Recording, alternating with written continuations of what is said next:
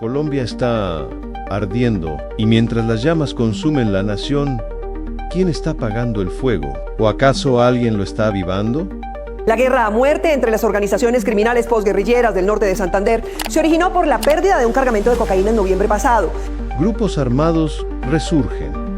La cocaína se multiplica. La violencia toca las puertas de cada ciudad. Hoy, criminales desfilan en tarimas presidenciales como si fueran héroes. Y la sangre inocente se vuelve moneda de cambio en negociaciones sin justicia. Una lluvia de críticas se ha desatado en Medellín y en Antioquia por la aparición de 9 cabecillas de bandas criminales que actualmente están condenados en un evento político encabezado por el presidente Gustavo Petro. La historia se repite, pero esta vez el enemigo no está solo en las selvas. Está en los discursos, en las reformas, en los pactos con quienes nunca han soltado las armas. Esta mañana los equipos forenses de la Fiscalía examinaron el lugar del atentado al senador Uribe en busca de pistas del crimen. ¿Estamos presenciando la paz o estamos firmando la sentencia de Colombia? Quédate, porque lo que estás a punto de descubrir no te lo mostrarán en las noticias. Colombia está ardiendo en manos del presidente Gustavo Petro. El 21 de junio de 2025, el presidente Gustavo Petro hizo una exhibición en Medellín de los peores criminales en búsqueda de una llamada paz urbana. El 7 de junio de 2025, se sufrió un atentado armado en contra del senador y precandidato a las elecciones presidenciales de 2026, Miguel Uribe Turbay. Y hoy todavía se debate entre la vida y la muerte. Sin embargo, no se trata de casos aislados, porque la violencia extrema nunca se ha ido de Colombia y en el último tiempo la inseguridad ha estado incrementando. La realidad es que muchas familias han abandonado su hogar en el Catatumbo debido a los enfrentamientos entre el ELN y las disidencias de las FARC. Y la realidad es que se están luchando, están peleando por dos cosas claves en medio de esta presidencia: el control territorial y la producción de la cocaína. Porque desde que Gustavo Petro asumió el poder, la producción de la cocaína se ha disparado en todo el país en un 10%. Y esto ha afectado zonas fronterizas como el Catatumbo y como el Putumayo. Parece, o mejor dicho, preguntemos, ¿será que Colombia nuevamente está leyendo sus páginas más oscuras de violencia? ¿Será que realmente nos encontramos en el periodo más crítico de la historia de violencia en Colombia? Porque la realidad es que los grupos guerrilleros del territorio colombiano están retornando a la violencia extrema. Las narcoguerrillas y los narcotraficantes no abandonaron Colombia y en el último tiempo están tomando control del territorio nacional. Si bien podemos decir que la violencia nunca se ha ido de Colombia, en realidad en el último tiempo estamos evidenciando la violencia en el territorio nacional, a tal punto que muchos colombianos han tenido que emigrar a Venezuela. Sí, a Venezuela. Estamos hablando de uno de los países más golpeados por la crisis económica, pero hay una respuesta desesperada por parte de personas que se encuentran en Colombia, que temen por su vida y por su integridad. Y en realidad, a partir de esto no estoy queriendo desmeritar a la nación venezolana. Sin embargo, no es un secreto para nadie acerca de la crisis económica que se encuentra en ese país. Con todo eso, en el norte del Santander, muchas personas han decidido migrar a ese lugar para esconderse de la guerra entre el ELN y las disidencias de las FARC. Y la gran pregunta que nos tenemos que hacer es: ¿qué tanta incidencia tiene la presidencia de Gustavo Petro con el hecho de que Colombia esté evidenciando tanta violencia e inseguridad en el último tiempo? ¿Cuál es la relación que tiene esto con Venezuela e incluso con el presidente Nicolás Maduro? ¿Qué tiene que ver con las reformas que está tratando de implementar? ¿Qué tiene que ver todo esto con la lucha por la cocaína? ¿Qué tiene que ver esto con su reforma agraria? ¿Y qué tanta relación tienen las palabras de Gustavo Petro y sus reformas en la división del país? Pero no responderemos a esta pregunta sin antes hacer un recorrido histórico en la violencia en Colombia. Y para comenzar a hablar acerca de la historia de la violencia en Colombia, tenemos que remitirnos al año 1948, donde todo comenzó precisamente con un periodo denominado de esa forma, la violencia. Un momento de la historia donde se enfrentaron los liberales y los conservadores y donde se dio el punto de inflexión de todo esto que estaba revolcando el país. El hecho conocido como el Bogotazo, en el que el 9 de abril de 1948 fue asesinado el líder liberal Jorge Eliezer Gaitán. A partir de ese momento, la capital de Colombia fue semidestruida. Eso le costó la vida a miles de personas y se conformaron grupos alzados en armas. A partir de ese momento conoceríamos lo que ya podemos ver el día de hoy, la gran polarización que hay en Colombia. Posteriormente nos íbamos a ver con el Frente Nacional en 1958. Que fue el pacto entre liberales y conservadores para turnarse el poder tras el periodo de la violencia. Ese periodo había dejado tantas muertes que la única solución que ellos encontraron fue turnarse el poder.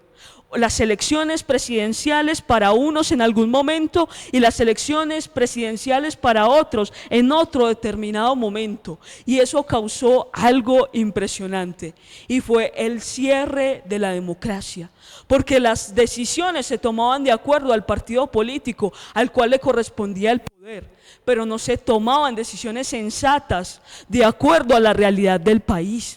Posteriormente, en 1964, aparecen las FARC, que surgen como la autodefensa de la región de Marquetalia, en Tolima, durante el periodo de la violencia, pero no solamente para defender, sino también para ser parte de un nuevo proyecto ideológico, el proyecto ideológico comunista. En ese entonces, en los años 70, Fidel Castro en Cuba estaba haciendo todo para expandir su influencia comunista en Latinoamérica. Y a causa de eso enseñó a otras estructuras acerca de la capacitación estructural y de la financiación para la nueva ideología que se estaba tomando el mundo. Y en ese momento las FARC habían alcanzado cierta influencia y 10 años después habían tomado control de gran parte del territorio nacional y convirtieron de su principal fuente de inversión, de su principal fuente de financiación, la extorsión a través del secuestro.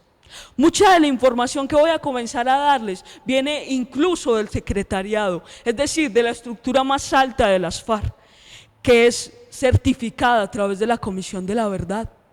Y aquí podemos ver las disputas ideológicas, cómo comenzaron a dispersar el país, cómo comenzaron a hacer eco en todos los lugares de Colombia hasta llegar a lo que nosotros vamos a poder ver el día de hoy. En 1964 fue creado el ELN, que tiene sus orígenes directamente en Cuba. Si bien las FARC simplemente fueron influenciados por ellos y la financiación fue mínima, el ELN en cambio tiene sus orígenes en la Revolución Cubana, cuando varios estudiantes decidieron viajar a Cuba y decidieron fundar la brigada de José Antonio Galán.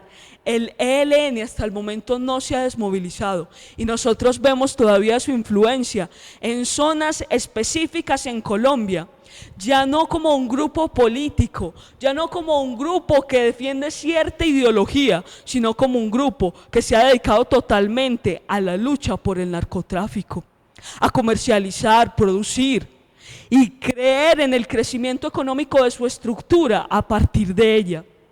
Posteriormente, en 1974, se crea el M-19, originado después de las irregularidades en las elecciones presidenciales del 19 de abril de 1970, que dieron como ganador a Misael Pastrana sobre Gustavo Rojas Pinilla, después de unos sucesos que fueron de verdad notorios de un fraude para los nacionales.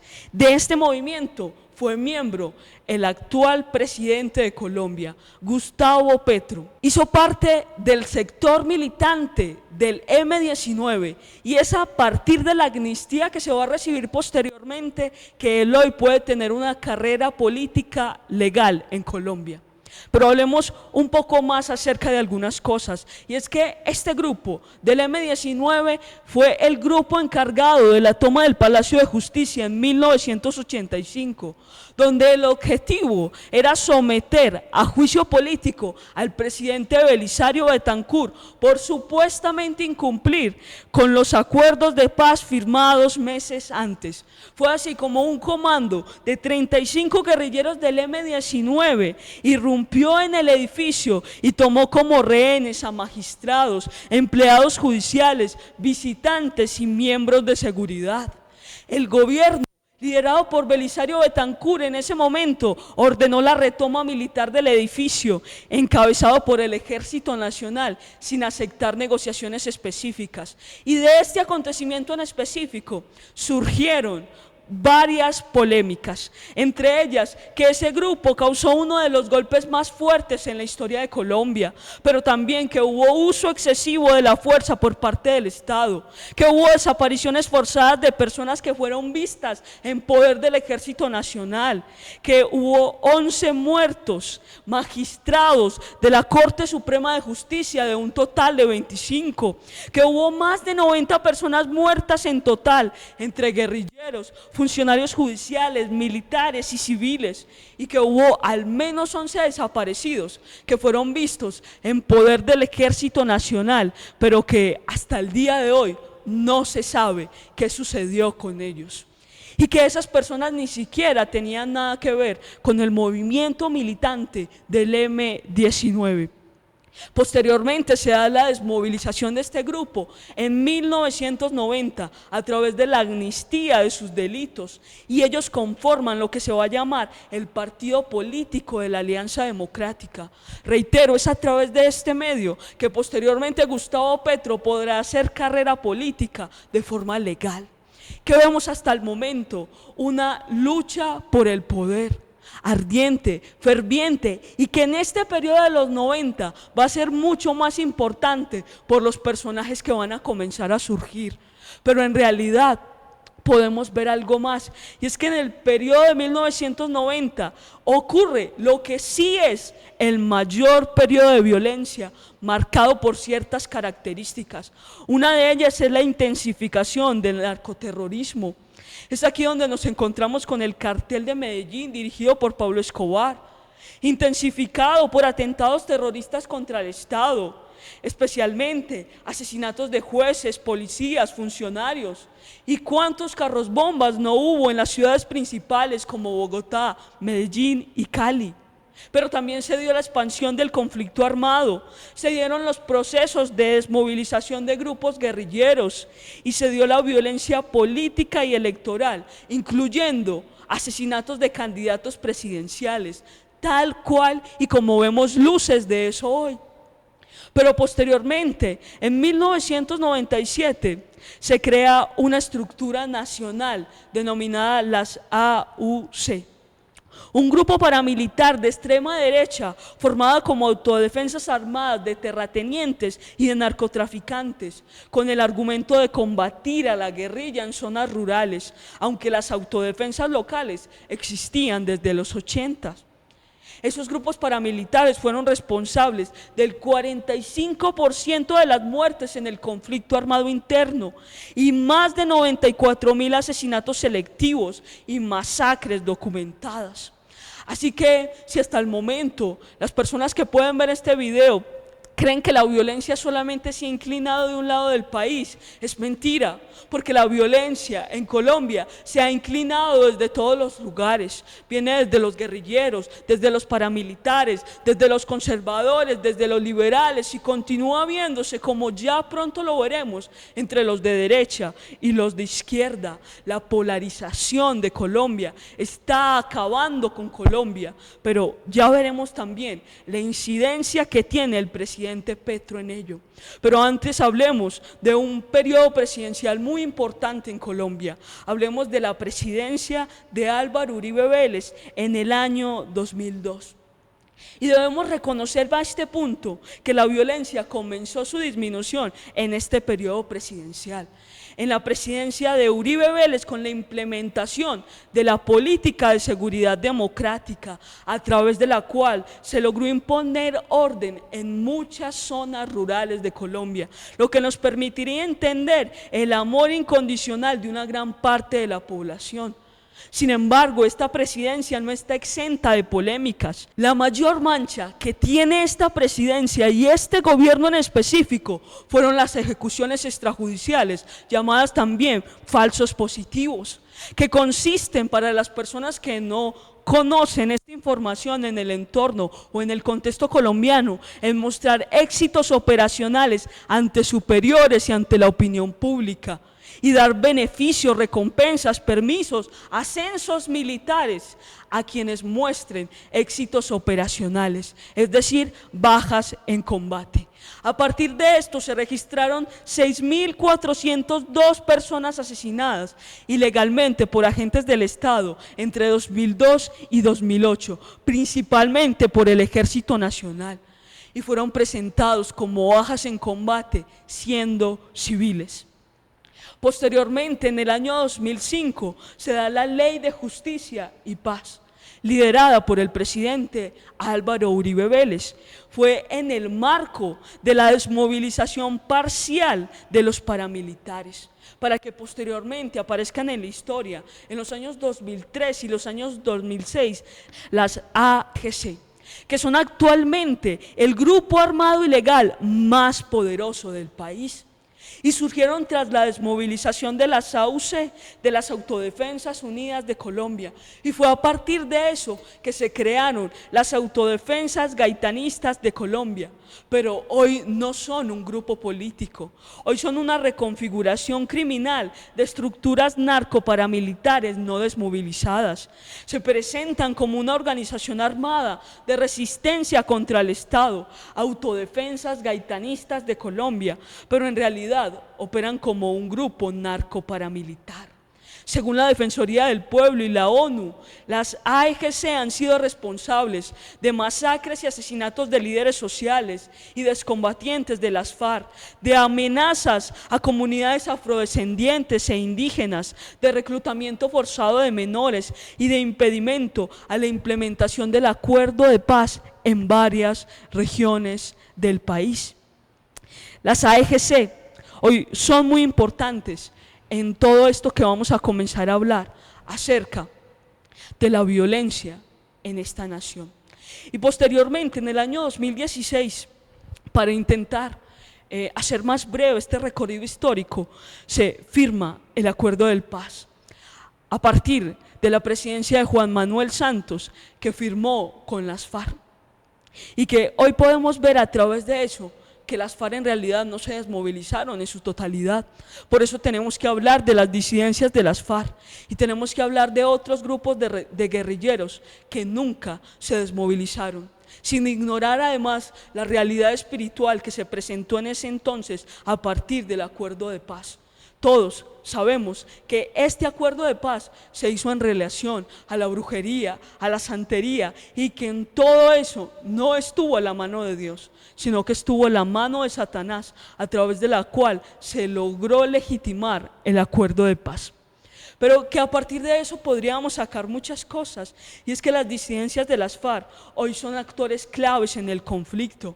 Podemos hablar de organizaciones como Estado Mayor Central y como Segunda Marquetalia, que controlan muchas zonas y han frustrado la implementación del acuerdo de paz.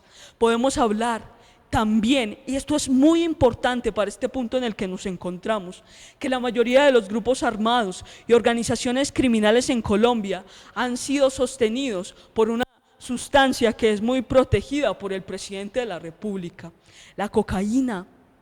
Han sido sostenidos por el narcotráfico, particularmente mediante la producción y la comercialización de la cocaína. Y a lo largo del tiempo, los campesinos han participado en la cadena de producción, negociando la base de coca, incluso con estos grupos, mientras que los grupos guerrilleros y movimientos revolucionarios transformaron este negocio ilícito en su principal fuente de ingresos. Es por eso que posteriormente tendremos que hablar acerca de la reforma agraria y cómo todo esto está teniendo influencia incluso en la creación de ejércitos privados de las organizaciones criminales estructuradas, porque al día de hoy vemos no solamente control territorial por parte de grupos políticos y guerrilleros, sino también por parte de grupos y organizaciones criminales de alto impacto que quieren garantizar la producción y exportación masiva de la cocaína. La pregunta es, ¿qué relación tiene esto con las reformas del presidente Gustavo Petro? Y el Estado, a través del Ejército Nacional, nunca logró realmente ejercer control total sobre todo el territorio, en ningún momento de la historia de Colombia. Sin embargo, hoy podemos ver que se ha logrado la consolidación del poder armado de múltiples actores ilegales. Y es porque el presidente nunca se preocupó por la seguridad de esta nación. Siempre quiso implementar un acuerdo de paz, pero nunca realizó acciones concretas con relación a la seguridad. Y por eso vemos en la historia de Colombia y también en la historia de esta presidencia atentados terroristas, secuestros y antes ejecuciones extrajudiciales y una larga lista de crímenes de guerra. Según datos de la Agencia de la ONU para los Refugiados, Colombia es el tercer país del mundo con más personas desplazadas, con 6.9 millones de víctimas de desplazamiento forzado, lo que equivale aproximadamente al 13% de la población nacional. Además de 1 millón de colombianos que no sufrieron solamente el desplazamiento forzado, sino que también sufrieron el exilio total. Finalmente, de acuerdo con el informe de la Comisión de la Verdad, más de 450.000 personas han muerto como resultado del conflicto armado y se estima que el 80% de las víctimas eran civiles, al menos para el año 2022. Todo este resumen objetivo, imparcial, es importante para que comprendamos lo que vamos a comenzar a hablar a partir de este momento, porque nos enfocaremos en la presidencia del señor Gustavo Petro, nos enfocaremos en su forma de implementación de las reformas y diremos cómo todo esto tiene relevancia para el periodo de la violencia que se encuentra viviendo Colombia.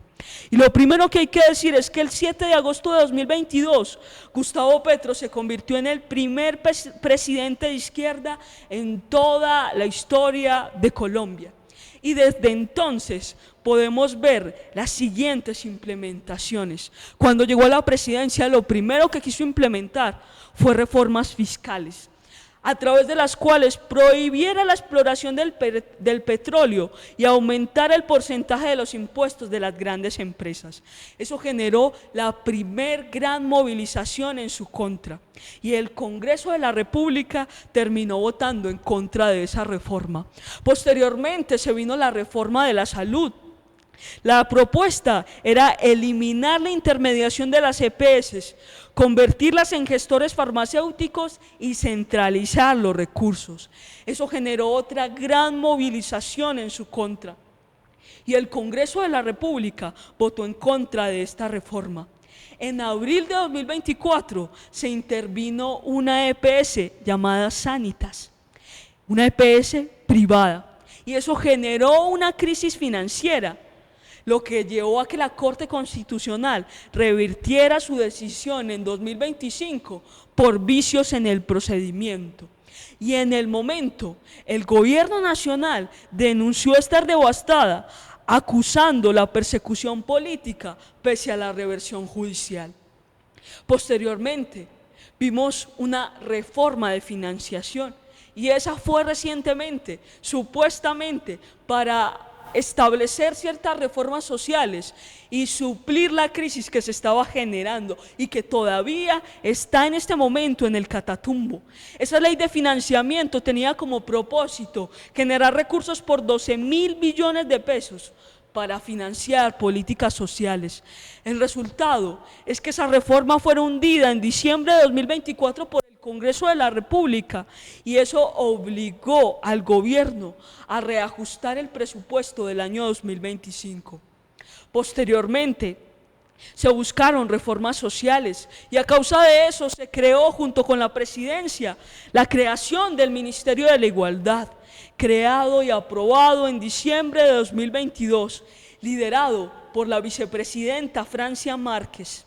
Pero el 8 de mayo de 2024, la Corte Constitucional declaró inexequible, es decir, inconstitucional, la ley que creó el ministerio por no haber tenido en cuenta un análisis de impacto fiscal. Sin embargo, se ha permitido que este ministerio continúe sus operaciones. Sin embargo, sin la vicepresidenta Francia Márquez, que estaba a la cabeza de él y quien denunció corrupción interna y criticó una incoherencia de enfoque. Este Ministerio de Igualdad ha tenido múltiples críticas por burocracia excesiva, es decir, por contratación de funcionarios masiva que no han hecho absolutamente nada, por duplicación de funciones y por escasa gestión en temas claves que supuestamente se debían gestionar al interior del ministerio. Pero eso en realidad no sucedió. Posteriormente, hablamos acerca de una reforma pensional que hoy ya fue aprobada por la Corte Constitucional, que ya fue aprobada por la Cámara de Representantes apenas el 28 de junio de 2025 de forma masiva, y que vemos que esta propuesta busca reforzar colpensiones, reducir subsidios a pensiones altas, mayores cotizaciones y busca un acceso universal. Ya hemos hablado acerca de los 4 pilares que enmarcan esta reforma. Y posteriormente nos vemos en la reforma laboral, que fue 2 veces hundida en el Congreso, luego revivida y finalmente aprobada en junio de 2025. Una reforma que enfrentó oposición empresarial por los altos costos que implicaba su implementación para las grandes empresas y oposición en la parte legislativa. Vemos que Petro incluso convocó a movilizaciones y que propuso consultas populares e insinuó decretos para evitar fracasos parlamentarios. Con todo eso, la reforma laboral y la reforma pensional fueron aceptadas hasta este momento.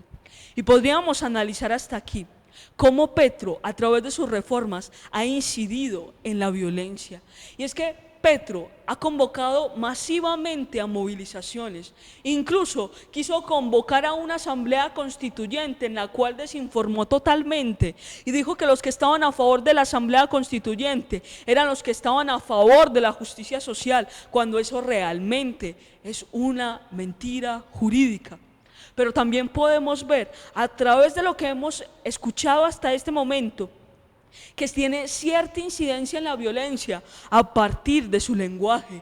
Ya lo hemos visto, todo el que esté inconforme con la presidencia y con el gobierno de Gustavo Petro, que tiene pocas estadísticas y resultados, aunque habrá que conceder que resultados este gobierno sí tiene, no es un crítico, sino que es una persona injusta que quiere, como él mismo lo ha dicho, que las hijas de los campesinos terminen en un burdel o que los hijos de los campesinos terminen levantando un fusil contra su hermano. No son palabras mías, son palabras del presidente Gustavo Petro, que quiere ver a todos los que se oponen, que quiere que todos vean a los que se le oponen como nazis, genocidas y esclavistas. El presidente Gustavo Petro ha descalificado totalmente a sus detractores y ha evitado cualquier discusión seria en contra de su presidencia y de su gobierno. El presidente Gustavo Petro, ya hemos visto que es otro de los actores políticos que más ha incidido en la extrapolarización del país entre los que lo apoyan a él y los nazis, los uribistas y los oligarcas. Para él Colombia solamente se divide en 2, los que quieren la justicia social y son como él, los humildes, los que apoyan a los campesinos y los nazis, uribistas y oligarcas. Pero todos aquí sabemos que eso no funciona de ese modo, que se puede estar en contra de las implementaciones del presidente Gustavo Petro y estar a favor de la justicia social. Con todo eso, no solamente él ha implementado violencia a través de su discurso, sino también a partir de la imposición de sus reformas. Porque si las reformas de Petro no son aceptadas, él está dispuesto a hacer que Colombia arda. Y esto no es una metáfora. El presidente Gustavo Petro, después del rechazo de la reforma laboral, estuvo dispuesto a decir que iba a la muerte por su reforma laboral. O la aceptan o realmente todos están yendo a la muerte. Si por vías legales no se consideran pertinentes, él convoca a las calles, amenaza por establecer con decretos, hace asambleas constituyentes y desconoce el Estado de Derecho que él tanto dice defender cuando aprueban sus reformas. Pero cuando no las aprueban, en realidad él está dispuesto incluso a hacer amenazas públicas de las que el Consejo de Estado posteriormente le hace retractar. Con todo esto podemos ver, haciendo un balance acerca de sus reformas, que solamente 2 de ellas han sido aprobadas, la laboral y la pensional, pero la reforma de salud está estancada, la reforma política fue retirada sin consenso, la reforma educativa fue archivada, la reforma tributaria fue rechazada, el Ministerio de Igualdad fue creado de forma inconstitucional y al día de hoy no se ven resultados. La constituyente no prosperó, pero se firmó algo importante: la paz total. La paz total. Y de ella hablaremos posteriormente porque es una ley aprobada que se encuentra en curso y que nos permitirá comprender mucho más acerca de la realidad de Colombia. Pero ahora enfoquémonos en una reforma que ha estado impulsando el presidente Gustavo Petro y es la reforma agraria. Y voy a hacer una afirmación importante que debemos prestarle atención. Y es que el comercio de la cocaína es un componente central y hoy quizá es el componente más fuerte de la violencia en Colombia. Cuando el presidente Gustavo Petro asumió su presidencia, comenzó a hacer algunas propuestas acerca de la implementación de una reforma agraria dirigida a la base de la coca. Y lo que él propuso en realidad fueron 2 cosas. La primera, la suspensión de la erradicación forzosa del cultivo de la planta de coca adoptado en el gobierno del presidente Iván Duque. Es decir, un nuevo enfoque en su guerra en contra del narcotráfico. Y lo que él va a hacer básicamente se puede dividir en 2 cosas. La primera, que los agricultores cultiven la planta de coca legalmente para fines comerciales. Y lo segundo, que el gobierno de Gustavo Petro adoptó posteriormente una política en la cual con dinero público se pagan los cultivos de coca a fin de erradicar hectáreas de cocaína. ¿Qué es esto? Erradicación voluntaria subsidiada con dinero público. Y más allá de las discusiones morales que esto puede generar, en realidad nos estamos enfrentando a una realidad, y es que aunque el presidente Gustavo Petro dice que esto se implementa para la erradicación de la producción de cocaína, en realidad en los últimos años se ha visto una producción creciente. Y cuando hablamos de producción creciente en los últimos años, estamos hablando específicamente de su presidencia. En el año 2024 aumentó en un 10% la producción del cultivo de la planta de coca. Y se habla a partir de las estadísticas de la ONU, que en los años 2023 a 2024 se alertó que la producción de cocaína en Colombia ha aumentado en un 53%. ¿Qué quiere decir eso? Que a partir de la producción de la planta de coca se ha maximizado la producción de cocaína, y esto se debe tanto al incremento de cultivos a partir de la propuesta del presidente Gustavo Petro como a una mayor productividad por hectáreas. Y en esa mayor productividad por hectáreas tienen mucho que ver los grupos armados en Colombia. Esto hace que si se erradican hectáreas por un lado, por otro lado la cantidad total de droga siga aumentando.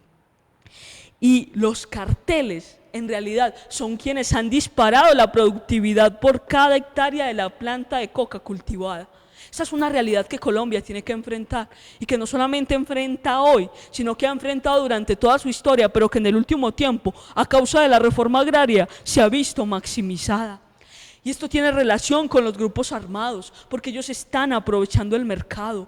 Grupos como el ELN, como las disidencias de las FARC y las organizaciones criminales como el Clan del Golfo, en realidad están imponiendo controles territoriales, están cobrando extorsiones, están fijando precios con relación a la cocaína. Por ejemplo, en Argelia, en Cauca, duplicaron el precio de la pasta base de coca cuando surgió la intención estatal de la compra. Y esa es una realidad que no podemos ignorar. El riesgo de esta reforma es que el enfoque ha sido aprovechado por los grupos armados para controlar la oferta, para subir los precios y para mantener dominio territorial. Y esto está enfrentando a Colombia en gran parte a la violencia y al desplazamiento. Lo que sucedió en Catatumbo en realidad se dio por una pérdida de cargamento de cocaína por parte del ELN. La violencia y el desplazamiento en gran parte se está dando hasta el momento a 36.000 personas por lo que está sucediendo con relación a esta reforma agraria. Y lo que no se puede callar es que incluso hay incidencia de Venezuela en esto, es que incluso hay incidencia del presidente Nicolás Maduro en esto que estamos diciendo el día de hoy. El ELN opera con tolerancia e inclusive en colaboración en al menos 12 estados de Venezuela, con presencia en más de 40 municipios, ejerciendo control territorial, actividades mineras, ganaderas y comerciales locales. Y según el Departamento de Estados Unidos, Venezuela, que se encuentra bajo el gobierno de Nicolás Maduro, produce cocaína en laboratorios nacionales y sirve como ruta clave para la droga proveniente de Colombia, con una creciente dependencia del régimen en esas rentas ilícitas para mantener el poder. Se habla de que en realidad se estiman ingresos brutos en el año 2024 de alrededor de 8.200 millones de dólares. Todo eso derivado del narcotráfico, con una simbiosis entre estructuras criminales y el Estado. E inclusive, esto es información oficial, esto no es una teoría conspirativa. El Cartel de los Soles, conformado por militares venezolanos de alto rango, esto está confirmado, totalmente confirmado. Es señalado de operar activamente en el tráfico de cocaína, controlando rutas, laboratorios y asegurando su tránsito por el territorio nacional. Y en esto, la presidencia de Gustavo Petro no ha hecho absolutamente nada. Ha optado por una postura diplomática suave, ha optado por dar discursos e incluso actualmente, hoy, 4 de julio de 2025, sale a decir al presidente Donald Trump que se encuentra a favor de la lucha contra el narcotráfico, cuando en realidad el presidente Gustavo Petro conoce acerca de todo esto y no exige ningún resultado concreto. Así ha permitido no solamente la operación de grupos armados de origen colombiano, sino que también ha permitido la producción de la cocaína, que ha sido clave en medio de los procesos de violencia en Colombia.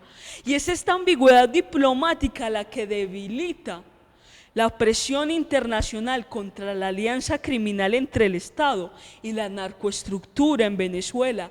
Petro ha demostrado que prefiere defender sus ideologías comunistas que confrontar una vulneración internacional, que confrontar una vulneración que está llevando a la miseria a Colombia. Y no estoy exagerando. En realidad, para Gustavo Petro es más importante mantener un aliado comunista dentro de este sector que confrontar realmente uno de los factores más importantes de la violencia en Colombia. Pero ahora introduzcámonos a hablar acerca de la paz total, que en realidad solamente se trata de un fracaso total. Y siento mucho hablar de esto de esta forma, pero los resultados son los siguientes. 71 líderes sociales asesinados entre enero y mayo de 2025, cifras similares a las de 2024, lo que sugiere una violencia persistente en regiones como Cauca, Catatumbo y Caquetá.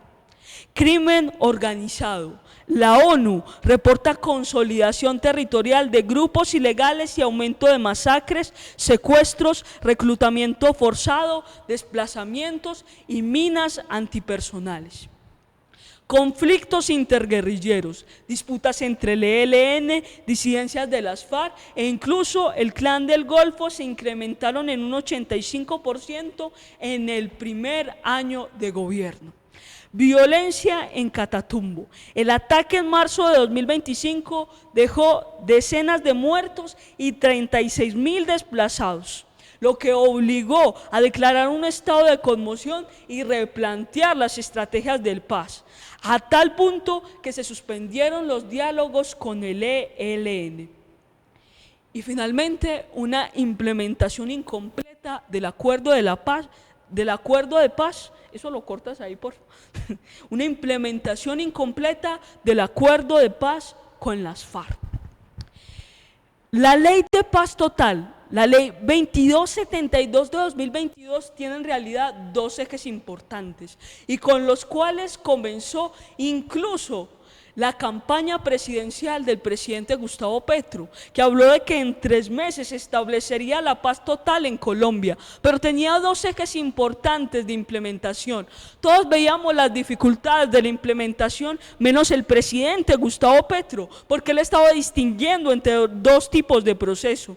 Primero, procesos de sometimiento y justicia de las estructuras armadas organizadas de crimen de alto impacto, como el Clan del Golfo, y procesos de diálogo y negociación con grupos armados organizados al margen de la ley con carácter político. Iba a implementar, según él, una paz que hasta el momento no se había visto. Una, con grupos armados organizados de carácter político, pero también una con estructuras armadas organizadas de crimen de alto impacto.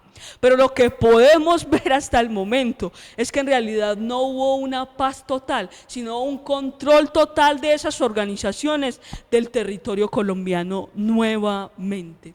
Y esto nos lleva a hablar de una polémica pública reciente y en la cual podríamos realmente reprocharle al presidente Gustavo Petro su posición acerca de lo que hizo en la ciudad de Medellín. Y es que este evento en Medellín, conocido por muchos como el Tarimazo del 21 de junio de 2025, desató una intensa controversia por incluir en la tarima presidencial a 9 cabecillas de bandas criminales. Ellos, junto con el presidente Petro, comenzaron a hablar acerca de paz urbana. Pero miremos quiénes eran los que estaban hablando acerca de paz urbana. Personas condenadas por delitos como concierto para delinquir, secuestro, extorsión, porte ilegal de armas, falsedad documental y peculado, sin tener en cuenta la cantidad de homicidios que llevan a cabo para realizar todos sus propósitos. Y Petro propuso explorar los beneficios jurídicos o una especie de amnistía con estas personas que les acabo de mencionar, si ellos se comprometían a cesar definitivamente con la violencia. Este gobierno estuvo planteando que se trataba de un diálogo directo con estructuras criminales para conseguir treguas territoriales, reducción de la extorsión y pacificación de los barrios. Pero la realidad es que tenemos que responderle al presidente Gustavo Petro y tenemos que decirle, si él no lo tiene claro, que los criminales no deben ser puestos en lugares de honor.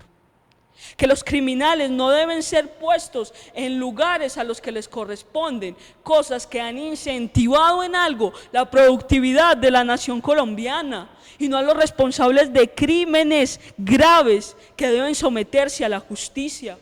Exponer públicamente a jefes criminales convierte este acto en una afirmación simbólica o legitimidad de lo que ellos llevaron a cabo. Habrá que recordarle al presidente Gustavo Petro que no le otorgue visibilidad institucional a personas que en realidad han hecho actos atroces en contra de la nación. Y sin importar las inclinaciones políticas que las personas puedan tener, les otorgó mayor importancia que a las autoridades locales. Y por más que puedan disentir ideológicamente, tanto el presidente Gustavo Petro como el gobernador de Antioquia y el alcalde de Medellín buscan construir nación. Mientras que por el otro lado, él decidió hablar directamente y establecer un diálogo directo con personas que han deconstruido la nación. Por eso tendríamos que reprocharle. Pero también tendríamos que reprochar la apreciación simbólica de desaprobación a la violencia que está siendo puesta en riesgo. Y tendríamos que reprocharles que las negociaciones con esas estructuras armadas organizadas de crimen de alto impacto no tienen marco jurídico, más allá de la ley 2272 de 2022, que no tiene ningún tipo de desarrollo, no tienen marco jurídico de ejecución. Porque esas estructuras de crimen de alto impacto tienen que tener influencia nacional. Y en realidad estas cabecillas de las cuales estamos hablando no lo tienen. Por eso es que es importante recordarle al presidente Gustavo Petro que todos los colombianos nos podemos informar acerca de las mentiras que dice en plena tarima. Todos nos podemos informar. Pero también tenemos que tener en cuenta de que en realidad si se trata de una afrenta al orden constitucional y que se trata de una traición a las víctimas, al ejército y a la policía, porque en realidad él no está proponiendo reparación, no está proponiendo justicia, no está proponiendo nada de lo que es vital para poder realizar incluso un acuerdo de paz en manos de hombres, ni siquiera eso. No estamos hablando ni siquiera de la palabra de Dios, porque ya veremos lo que la palabra de Dios dice, pero que incluso ni siquiera puede cumplir con los parámetros humanos y que está realizando un estímulo al crimen que rechazamos totalmente, porque está enviando un mensaje de que el delito puede traducirse en voces y en beneficios, de que el delito en algún momento puede traducirse en participación y puede traducirse en beneficios para las personas que se encuentran en ellos, y eso incluso podría traducirse en nuevos brotes de violencia o de control territorial. Todos podemos ver a partir de los videos cómo estos cabecillas le reclaman al presidente Gustavo Petro, y cómo no le van a reclamar si él se mantiene haciendo promesas que no puede cumplir. Y en realidad nosotros reprochamos su comportamiento porque se habla de un déficit de justicia, porque no hay ningún mecanismo válido para las víctimas, para las garantías de la verdad, lo que deja un proceso puramente político y mediático. Y es por eso que reclamamos al presidente Gustavo Petro que en medio de un periodo de violencia como en el que nos encontramos, siente no solamente a la mesa, sino que pare en tarimas y en lugares de honor a personas que no han contribuido en nada a la paz en Colombia. Y quisiera que ahora podamos contrastar lo que sucedió en la ciudad de Medellín con lo que nos dice la palabra de Dios. Y aquí es muy importante dejar en claro dos cosas. La primera de ellas es que la paz no se puede obtener por métodos humanos. No solamente hago un análisis jurídico y político acerca de lo que está sucediendo al decir que realmente el presidente Gustavo Petro está mintiendo, pero si hacemos un análisis bíblico de lo que realmente está sucediendo, esta paz es infructuosa. Y no solamente por los resultados que hemos visto hasta este momento, sino también por las formas a través de las cuales se implementan los acuerdos de paz. Son negociaciones con criminales. Y nosotros ya hemos visto este tipo de alianzas a través de la palabra de Dios. Nosotros vemos reyes como Acab, reyes como Manasés, que se aliaron con personas que no eran convenientes para el reinado de Israel o de Judá, que se aliaron con pecadores, que se aliaron con impíos, y sabemos acerca de los resultados de ese tipo de alianzas. Sabemos que Acab permitió la influencia de Jezabel en su política, en su reinado, y que ella fue la promotora principal de la idolatría a Baal, y que eso permitió y promovió el culto a este Dios, que eso generó que se murieran profetas en ese tiempo, pero que eso también generó manipulación del poder estatal, generando asesinatos y generando hurtos a las poblaciones principales. ¿Qué consecuencias vemos a partir de eso? Que Dios profetizó la muerte violenta de esos reyes, que profetizó la destrucción de su linaje, y que ese punto más bajo de corrupción moral en esos lugares realizó que Dios los abandonara. Y que esto lo podemos ver a través de la palabra de Dios en muchos puntos. Vemos restauración de altares a dioses mentirosos, vemos introducción de prácticas paganas dentro del templo de Dios. Incluso Manasés sacrificó a sus propios hijos en fuego y se rodeó de adivinos, brujos y falsos profetas. Y eso es lo que nosotros vemos alrededor de todo este tipo de acuerdos. Recordamos un poco la implementación del acuerdo de paz en el año 2016 y recordamos al presidente Juan Manuel Santos haciendo uso de toda la brujería, de toda la hechicería, de todo el santerismo para lograr su propósito. Pero que a la par vemos a todas estas personas intentando aliarse con criminales, intentando aliarse con personas que hasta el momento solo han cometido injusticia.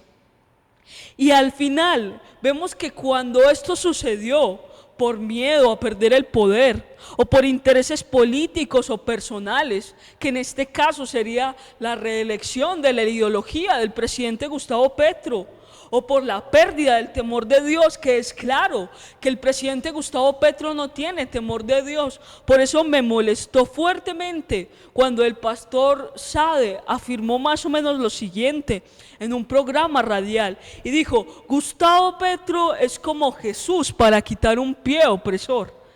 ¡Qué barbaridad! ¿Como Jesús para quitar un pie opresor? Ya hemos dicho que Jesús no vino a favor de las reformas laborales, sindicales, pensionales, no, Él no vino para eso. Él vino para salvar el mundo. Y si hay un pie opresor que quitó fue el de Satanás, y no el de los oligarcas empresarios, como estas personas constantemente quieren hacerlo ver. Es una mentira, es una total mentira. Y que este señor, pastor, haya comparado a Gustavo Petro con Dios, me parece realmente la peor barbarie que ha dicho, porque la palabra de Dios nos muestra otras cosas. La palabra de Dios nos muestra a un Jesús que vino para salvarnos del pecado a través del perdón, a través de su muerte y de su crucifixión. Pero vemos a un presidente, Gustavo Petro, que es igual a muchos, debemos admitirlo también, que realmente se quiere exaltar a sí mismo, que quiere su propio poder. que no es muy distinto a los presidentes que hemos visto, pero que en realidad no quiere salvar a las personas, sino que se quiere salvar a sí mismo. Por más que hable acerca de sus discursos con relación a los campesinos y a las personas vulnerables del país, porque ese es el discurso que le ha dado legitimidad. Y es más, le ha dado atribuciones de hablar acerca de las adquisiciones de otras personas, como si el presidente Gustavo Petro no tuviera una vida lo suficientemente llena de lujos como para que quiera determinar lo que pueden hacer o no las personas con sus adquisiciones. Pero lo que vemos a través de la palabra de Dios de forma general es que todos terminaron mal y sus decisiones afectaron a toda una nación.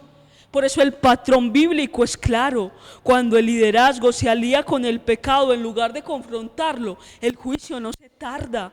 Es por eso que Dios nunca ha bendecido el liderazgo que se sienta en la mesa con los impíos para justificar su permanencia en el poder. No, nunca.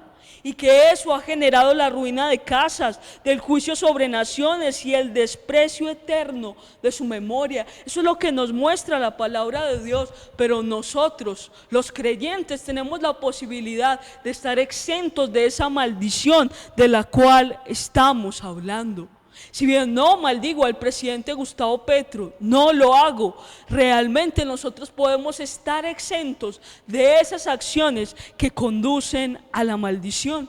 Y hoy vemos cómo el presidente de una nación subió a una tarima pública a criminales, no para llamarles al arrepentimiento como lo haría Jesús. Si en algo quiere relacionar eso con Jesús, el pastor Sade, sino para exponerlos como interlocutores políticos, sin justicia, sin verdad, sin reparación, dando a entender que la sangre inocente no importa mientras haya pactos de poder. Por eso este es un llamado fuerte que le hago a las personas, en primer lugar a los gobernantes, para que realmente tengan en cuenta la palabra de Dios. Pero también hago un llamado a la iglesia para que no aplauda la paz que no pasa por la cruz, porque solamente hay un camino real para la paz.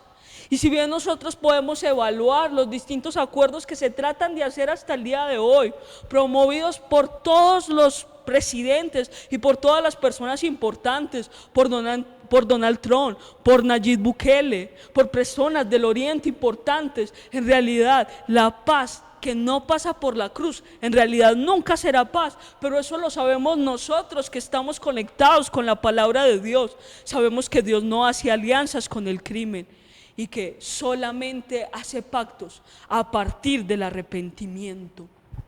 Finalmente, quiero hablar acerca del atentado que le sucedió al senador y candidato presidencial Miguel Uribe Turbay, porque considero que es una realidad que debería sacudirnos como país, porque considero que realmente los días en los cuales se encuentra Colombia no son fáciles, que estos son tiempos malos para Colombia, que en el nombre de Jesús nosotros estaremos exentos de ellos, pero que no son días fáciles para la nación, que en realidad la inseguridad está en incremento, que en realidad muchas de las cosas que sucedieron antes pareciera que podrían volver a suceder. Y que pese a que muchas personas compartan o no las ideas políticas de Miguel Uribe Turbay, es una persona que tiene derecho a expresar libremente sus opiniones públicas. Pero también aquí hay algo importante, y es que en este país específicamente, las personas que hablan de forma opositora, en realidad siempre encuentran balas de por medio. Colombia se ha mostrado hasta el día de hoy como un país que no sabe discutir nada, sino es a través de medios violentos. Y que aunque nosotros como creyentes guardamos la esperanza, y he visto que se unen múltiples oraciones en nombre de Miguel Uribe Turbay, en realidad esto debería hacernos despertar un poco más, porque es un atentado que revive recuerdos del pasado. Ya lo vimos antes, Luis Carlos Galán, Carlos Pizarro, Bernardo Jaramillo. Y aunque yo no coincido como muchos en que nos estemos asemejando a la época de los 90, porque la época de los 90 fue terrible, hacer política en Colombia siempre ha hecho que la vida esté en riesgo. Siempre ha significado exponerse a la muerte. Y la violencia nunca se ha ido. Sin embargo, la crisis de inseguridad está aumentando y vemos a un presidente inoperante en varios de los factores que están produciendo esa violencia. Es un país que tiene en el 71% de municipios alerta por la presencia de grupos armados.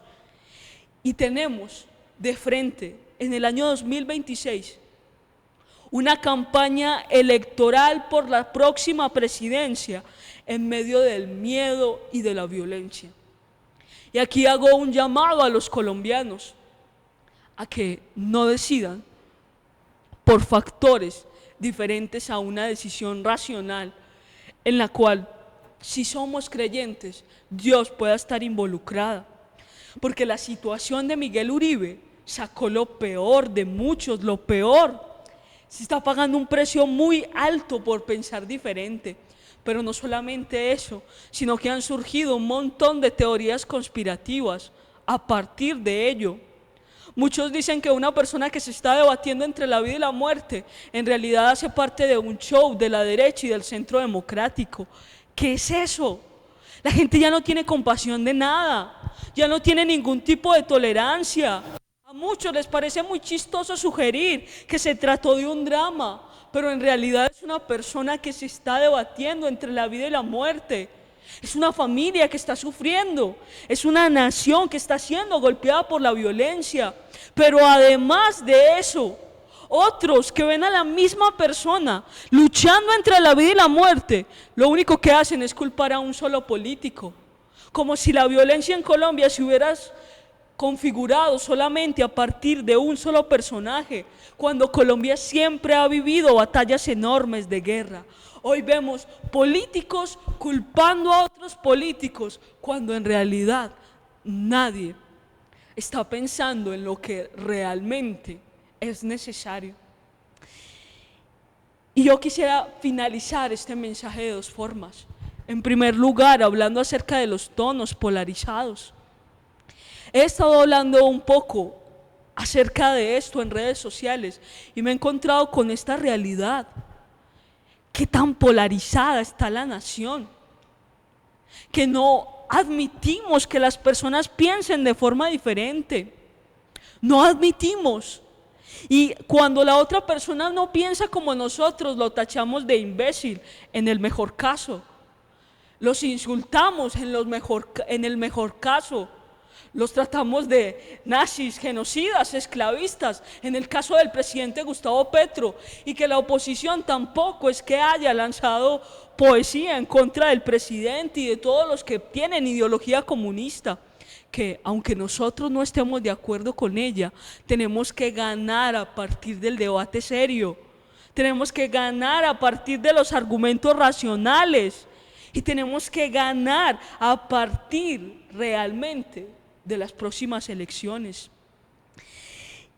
Y quiero decir algo, y es que aquí, justo en este momento, es donde es importante que nosotros no extrapolaricemos a la nación. Es aquí justo en este momento donde es importante que nosotros nos demos cuenta que la historia de Colombia ha sido larga y tortuosa, que ha sido una nación marcada por la sangre, por el dolor, por la guerra interna que nunca ha terminado del todo, que vive cambiando de rostro. Y que hoy que vivimos uno de los momentos más polarizados en décadas, el presidente Gustavo Petro no está aportando a eso, ya lo hemos dicho, incide en la violencia a partir de su lenguaje, pero también nosotros mismos debemos revisar cuál es nuestro modo de afrontar esta polarización, porque la intolerancia se ha vuelto un estilo de liderazgo. Y en Colombia, reitero, pensar diferente puede costarle la vida a alguien. Hasta el momento hemos sido testigos de guerras entre liberales y conservadores, guerrilleros contra paramilitares, izquierda contra derecha. Y hemos visto que la violencia ha venido de todas las dimensiones y de todos los lugares. Por eso, ahora más que nunca, es importante que nosotros pensemos en el tipo de nación que queremos construir. Y hablo a los creyentes, porque en algún momento de mi vida, antes de conocer de Cristo, me pregunté cómo podríamos cambiar la situación de la nación. Y analicé diferentes puntos de vista políticos. Y hoy, tras el conocimiento de Cristo, sé que Él es la respuesta. Sé que es el único camino a la paz. Sé que es el único camino a abandonar la polarización, porque de forma contraria va a aumentar, porque así se ha configurado la política colombiana en izquierda y en derecha. Pero que Cristo realmente es una respuesta para las personas, que Cristo es la esperanza que todo el pueblo colombiano tiene. No sé de dónde me ven las personas que se conectan a esta transmisión, pero en realidad Colombia ha vivido una historia difícil y en este punto más que nunca Cristo tiene que ser la respuesta y tenemos que presentar a Cristo de una forma digna en contra de todas las personas que se encuentran viviendo esta masacre, en contra de mandatarios, o mejor, a favor de los mandatarios. Tenemos que presentar a Cristo a favor del pueblo que se está desviando, pero en realidad el pueblo de Dios en realidad está contribuyendo a la polarización. Yo llamo hoy al pueblo de Cristo a que realmente tome el evangelio que nuestro Señor nos ha entregado para que los equivocados puedan recibir una verdad absoluta de la palabra de Dios. Finalmente, quiero invitar a todas las personas a que realmente puedan analizar este mensaje. Este mensaje en realidad contiene muchos temas y es muy importante que nosotros podamos ver con claridad qué es lo que está sucediendo en Colombia. El presidente Gustavo Petro, le hacemos un llamado para que deje de discutir a partir de falacias y comience a gobernar de forma concreta. Pero también hacemos un llamado a las personas para que comprendamos todo lo que está sucediendo en nuestra nación y nos levantemos a hablar acerca de verdades de las que nadie quiere hablar y las que nadie quiere escuchar. Y la principal verdad que está siendo ignorada en este momento es la palabra de Dios, pero nosotros no callaremos, porque el evangelio es poder de Dios para salvación a todo aquel que cree. Les invito a que compartan este mensaje masivamente y que demos a conocer a todas las personas esto que está sucediendo.